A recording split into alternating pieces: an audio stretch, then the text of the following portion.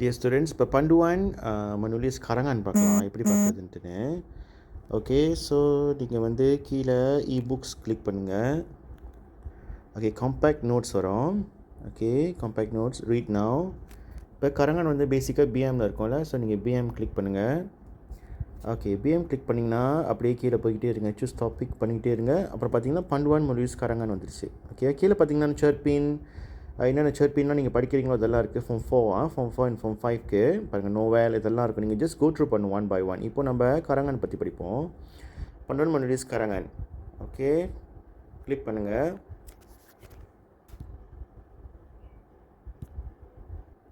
Okay, click பண்ணிங்கன்னா இப்படி வந்துடும். ஸோ இங்கே பாருங்கள், நிறைய நோட்ஸ்லாம் இருக்கும்.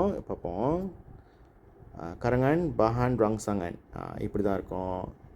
ஓகே, நீங்கள் வந்து ஒன் பை ஒன்னாக இந்த கரங்கன்லாம் எப்படி செய்யலாம், எப்படி எழுதுறது, பகனான் எப்படி எழுதுறது, டாபிக் ஃபக்தாலாம் எப்படி நீங்கள் உராய் பண்ணுறது, இதெல்லாமே இங்கே இருக்கும். ஸோ ஜஸ்ட் கோ த்ரூ பண்ணுங்கள். இப்போ நீங்கள் ஜஸ்ட் கோ த்ரூ பண்ணிங்கன்னா உங்களுக்கு விளங்கிடும். ஓகே, கத்த பொம்மரி இதெல்லாம் நீங்கள் பார்க்கலாம். panduan menulis karangan. ஸோ நீங்கள் இதை பார்த்துக்கோங்க, பார்த்துட்டு நீங்கள் செய்ய ஆரம்பிக்கலாம். Alright, thank you.